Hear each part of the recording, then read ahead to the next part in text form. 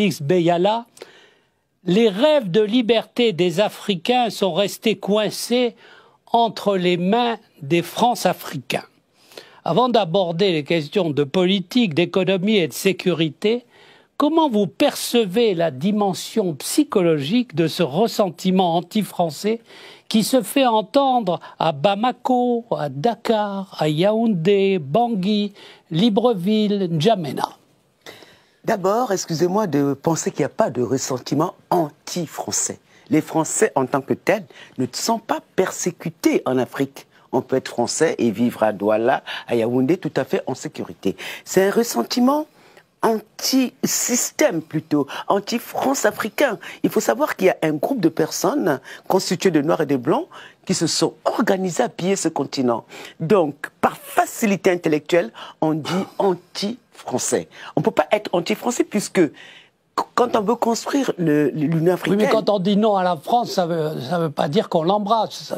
Ça ne veut pas non plus dire qu'on la déteste. C'est quand même assez ambigu, puisque la plupart des étudiants africains veulent quand même venir faire leurs études encore en France.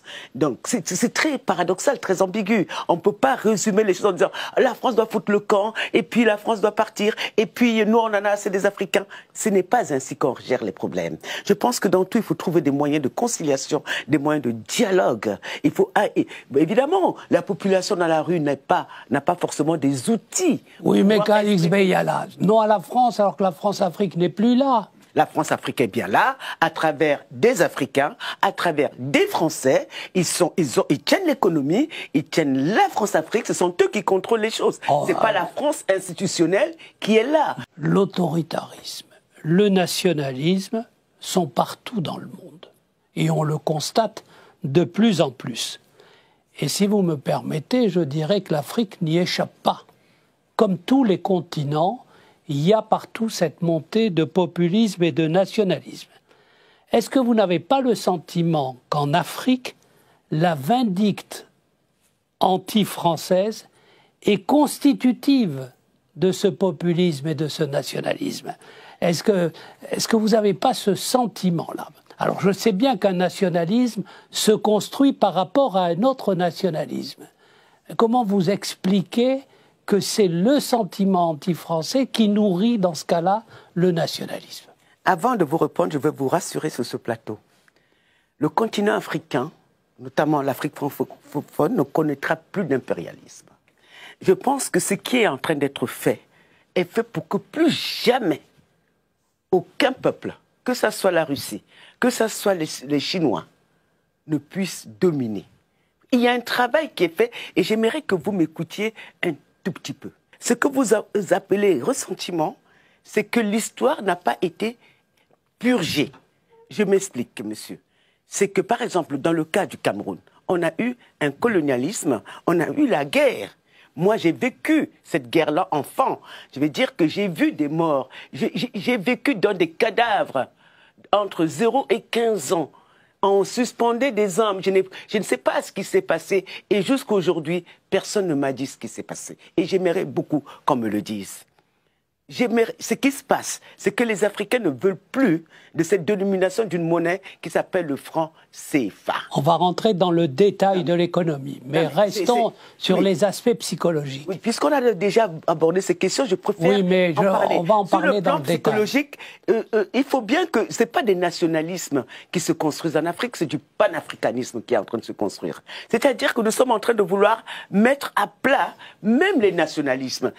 Ça ne nous sert pas les nationalismes puisque ça draine des haines, ça draine la xénophobie. En Afrique du Sud, on peut tuer d'autres Africains. En Guinée équatoriale, on peut en chasser d'autres. On n'en veut pas. Vous ne suivez pas la rue. La rue n'a jamais construit une nation. Ce sont les élites qui construisent une nation. Et ce que nous voulons faire, ce n'est pas des nationalismes, ce n'est même pas anti-français. Parce que si on faisait une organisation avec des ressentiments. On veut expurger ça. On veut le dialogue avec la France là-dessus pour trouver des solutions. Car ce que nous voulons fabriquer touche aussi presque 15 millions d'afro-descendants qui sont français. Et donc, cette Afrique-là ne pourra pas se construire sans cette France-là.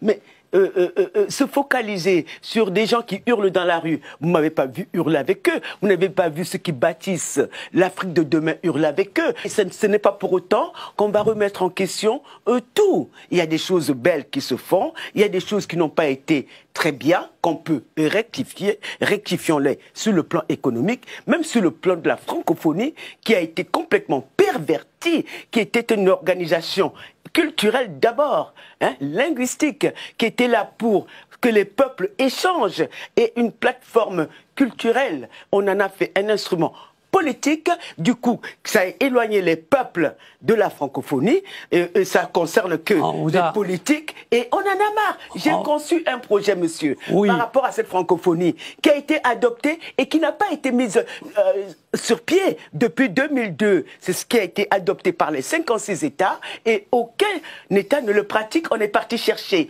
des femmes qui ne parlent même pas le français pour nous incarner. Mais où nous sommes-nous, monsieur? Il est temps qu'on règle les choses. Et moi, je tiens à ce que ça aille bien. Vous savez pourquoi?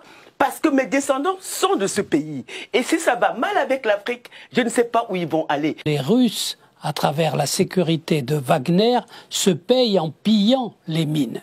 Est-ce que vous avez le sentiment que ces puissances, comme la Chine, la Russie, ne se comportent pas comme des puissances prédatrices, comme on a accusé la France-Afrique de l'être? Est-ce que l'Afrique est immunisée contre ces prédations, en quelque sorte? D'abord, ce qu'il est important de savoir, c'est que les Africains ne connaissent pas les Russes. Même si Wagner existe, on ne les connaît pas. On ne connaît pas les Chinois non plus. C'est-à-dire, ils viennent là peut-être faire leur route, ils vivent dans leur coin. Il n'y a pas de contact en tant que tel entre les peuples. J'ai vu aussi en Afrique, parce que c'est très important de le dire, je vis la plupart du temps en Afrique depuis quelques années. Dans quel pays? Au Cameroun, je vis. Au Cameroun. Je vis essentiellement au Cameroun, je connais très bien la Centrafrique, puisque mes frères sont généraux même en Centrafrique en ce moment. Donc je connais très bien la situation centrafricaine également, ou Guinée équatorienne. Bon, on ne les connaît pas déjà. C'est-à-dire que ce qui est important de dire, c'est que la relation avec la France paraît beaucoup plus violente. Pourquoi? Parce que c'est une relation un peu plus fusionnelle. C'est-à-dire que c'est une relation qui date comme un vieux couple qui est là depuis des décennies, des générations, qui a produit des enfants, des petits-enfants. Et évidemment, c'est pas pareil qu'une relation avec quelqu'un qu'on ne connaît pas. Je veux dire, les Africains connaissent les Français. Les Français ne connaissent pas les Africains. Là, c'est là où on a d'abord péché. C'est-à-dire, en France, on n'a pas eu la curiosité de connaître les Africains. On a même choisi en France, c'est même pas seulement de l'assimilationniste, les Africains les plus faibles. La France a toujours travaillé avec les populations africaines, enfin, choisi parmi nous les éléments les plus faibles. Or, les éléments les plus faibles sont des éléments dangereux. Excusez-moi de le dire comme ça.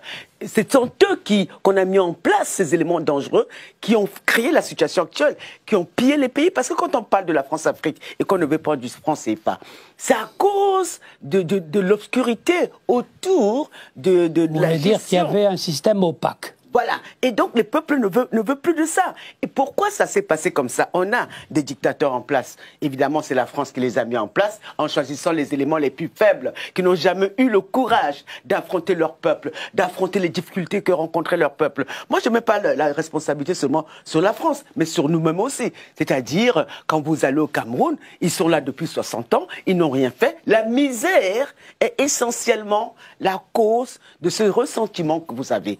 Les Africains sont pauvres. Ils sont riches et pauvres à la fois. On a quelques familles qui ont tout, le reste qui mange du soleil, qui boit du sable. Et c'est ça le vrai problème. C'est pas la démocratie le problème en tant que tel, c'est la misère. On parle beaucoup de démographie en disant qu'en 2050, il y aura 2 milliards, plus de 2 milliards d'Africains. Est-ce qu'à votre avis, Calixte Beyala, l'Afrique est prête à faire face à cette montée démographique et surtout, qui pour assurer son développement quand on voit certains chercheurs comme Stephen Smith qui considèrent que ceux qui quittent l'Afrique sont souvent des gens de qualité et bien formés? Bien, je pense Donc on parle de l'avenir et du futur. Hein. Oui, absolument. Je suis consciente qu'il y aura 2 milliards d'Africains en 2050. Et je crois que c'est une très bonne chose parce que à tout boom économique précède un boom démographique. On ne peut pas faire des États, par exemple, en Guinée équatoriale, avec 700 000 personnes qui consomment personne. On ne peut pas faire des États avec 1 million de personnes. Il faut savoir que l'Afrique, pour l'instant, est sous-peuplée. Ce n'est pas ça le problème. Et dynamique d'ailleurs, parce qu'on a une jeunesse énorme, enfin énorme. Quand on a 40 ans en Afrique, on est presque trop vieux. Les autres ont 20 ans. Voilà. Et c'est formidable. Et contrairement à ce qu'on croit, c'est que les gens sont hyper formés. Vous prenez un pays comme le Cameroun, si vous leur donnez les instruments, même pour faire des microprocesseurs, ils vous le feront. Tellement on a formé nos enfants, au niveau notamment du Cameroun, on a créé nous-mêmes des universités, c'est pas l'État, partout, on a formé nos jeunes. Donc ils sont prêts. Ce que nous manque en fait aujourd'hui, c'est peut-être des hommes pour impulser toutes ces choses, c'est-à-dire pas corrompus, pas qui dorment chez eux, pas qui aient 90 ans au pouvoir et qui puissent permettre à l'Afrique de démarrer. Et ça va se faire, hein, parce que vraiment, dans la nouvelle génération, il y a des gens de qualité. La deuxième chose, c'est que l'immigration a toujours eu lieu. Et c'est une bonne chose pour tout le monde. Et j'espère qu'il y aura aussi de l'immigration de la France, de l'Europe vers l'Afrique. C'est un jeu. C'est un jeu permanent. Et c'est ça qui a permis à l'humanité d'évoluer. Il faut qu'on évolue tous et qu'on dépasse certaines choses. Non, on ne dira pas à l'Afrique, démerdez-vous. Parce que la France aura aussi besoin de l'Afrique. Nous aurons besoin les uns des autres. C'est pour ça que moi, ce discours de non à la France... Démerdons-nous. Oui, non, démerdons-nous, je dirais. Et je pense que le plus urgent aujourd'hui pour la France, c'est d'impulser un dialogue avec les Africains. C'est ce qui manque, de les écouter et qu'ensemble, on vous a entendu, Calix Beyala, des conclusions et avoir un canevas à suivre. Qu'est-ce qui est souhaitable au niveau de l'Afrique? Est-ce que c'est une Union africaine, comme il y en a, comme on a fait l'Union européenne, mais qui a des défaillances, on le constate aujourd'hui, notamment sur la question de l'énergie? À votre avis, quel vœu vous formulez à ce sujet? C'est le vœu des peuples d'Afrique que je veux formuler. Oui. C'est-à-dire, on veut du panafricanisme, c'est-à-dire la construction des États fédérés, gouvernés. Et c'est accepté par le peuple africain et pas par les dirigeants, mais tout le peuple, c'est ce qu'il veut, le panafricanisme. Et c'est très facile. Pourquoi? Parce que, en dehors de l'arabe dans le nord, le reste de l'Afrique, en fait, il n'y a que 3 grandes langues. Ce sont les langues des Bantous, les langues à claque de l'Afrique australe et les langues de l'Afrique de l'Ouest avec le Fulbe. Donc c'est très facile. Donc on est déjà très en avance. On a travaillé sur ces langues. On a choisi de parler, par exemple, l'arabe, le français, l'anglais, le swahili et le Fulbe. Ce sont les 5 langues que nous avons choisies pour cette Afrique de demain. Voilà, mes chers amis, on vient tous d'écouter cette intervention très brillante de la Camerounaise, une femme africaine très puissante, très dynamique, une écrivaine littéraire que beaucoup de la nouvelle génération peut-être ne connaissent pas. Mais c'est une femme très engagée. Donc, pour ceux qui ne la connaissent pas, elle est d'origine camerounaise. Elle a écrit beaucoup de romans, notamment depuis d'abord 1987, dont le premier roman était intitulé « Le soleil m'a brûlé ». Son dernier roman portant le titre le Christ selon l'Afrique est sorti en 2014. Qu'est-ce qu'il faut retenir dans ce débat? Moi, je pense que aujourd'hui, le sujet que l'Afrique devrait en fait traiter avec l'Occident, c'est le sujet qui porterait sur le respect, sur la parité, sur de l'équité en termes d'échange, en termes de rapport de coopération bilatérale entre l'Afrique et la France, entre l'Afrique et le monde occidental en général. Parce que on ne peut pas toujours continuer à dire que les Africains nourrissent un sentiment anti-français pendant que ce n'est pas le cas. Ce n'est pas, comme elle l'a si bien dit, ce n'est pas en fait un rapport de mépris que la nouvelle génération d'Africains a actuellement vis-à-vis des Français. Loin de là, ce n'est pas le peuple français qui cause en fait autant de soucis à la jeunesse, aux Africains de nos jours, dans l'Afrique contemporaine. C'est le système de pillage, c'est le système de domination que la nouvelle génération d'Africains veut déconstruire. Un système qui date de l'après-indépendance. À partir du moment où De Gaulle avait promis aux colonies africaines d'avoir leur autonomie, d'avoir leur liberté, une fois les avoir aidés à participer à la guerre, notamment l'histoire des tirailleurs sénégalais que vous connaissez tous, on avait cet espoir d'être autonome à partir de là pour pouvoir diriger par nous-mêmes nos États, pour avoir cette autonomie, cette liberté, cette indépendance, d'avoir le contrôle total de nos ressources, de nos États. Or, tel n'a pas été le cas. C'est un contrat qui n'a pas été respecté par la France colonisatrice. Voilà pourquoi aujourd'hui il y a ce sentiment de révolte, pas encore une fois contre le peuple français, mais par rapport à une oligarchie qui n'est pas seulement, il faut le signaler, qui n'est pas seulement une oligarchie française. Il y a une oligarchie africaine qui est de mèche avec un système que la France de Foccart, au temps de Jacques Foccart, avait institué sur place et qui a permis en fait de mettre l'Afrique sous domination, de tenir l'Afrique en laisse. Donc c'est ce cordon-là que la nouvelle génération veut couper pour que l'Afrique puisse reprendre son autonomie sur le plan économique, son autonomie sur le plan culturel et sur l'autonomie sur le plan sociétal. C'est de ça qu'il s'agit. Ce n'est pas une question de rejeter les Français. Les Français qui partent en Afrique peuvent témoigner à quel point les Africains sont bienveillants. Ils peuvent témoigner à quel point ils sont bien accueillis, ils sont bien intégrés dans la société africaine. Donc, de la même façon que De Gaulle avait sollicité le départ des Allemands du territoire français, s'est battu pour la libération de la France en appelant à l'aide à l'Afrique, en appelant à l'aide aux Américains, en appelant à l'aide à l'Angleterre, etc. C'est de cette même façon que ces Africains aujourd'hui que nous sommes avons ce sentiment, cette volonté de nous libérer totalement de cette domination-là. Et forcément, les Africains ne sont pas dupes pour croire que c'est la Russie qui va être le sauveur de l'Afrique, mais que les Africains puissent au moins se choisir par eux-mêmes leur partenariat sans que, en fait, cette ligne leur soit dictée par quelqu'un. Parce que ça ressemblerait en ce moment à une forme de paternalisme. Ça ressemblerait à une forme de... Ce serait en ce moment un sentiment toujours d'être contrôlé par quelqu'un qui vous choisit, avec qui vous devez collaborer. C'est comme, en fait, vous choisir toujours avec qui vous devez travailler. C'est cette forme de domination que les Africains réclament aujourd'hui pour finir avec cela. Calix Bayala a signalé un trait important en ce qui concerne la francophonie. Vous avez vu comme moi aujourd'hui la francophonie, qu'est-ce qu'elle est devenue? D'abord, la francophonie, c'est l'un des outils de cette domination culturelle que nous avons hérité de la colonisation.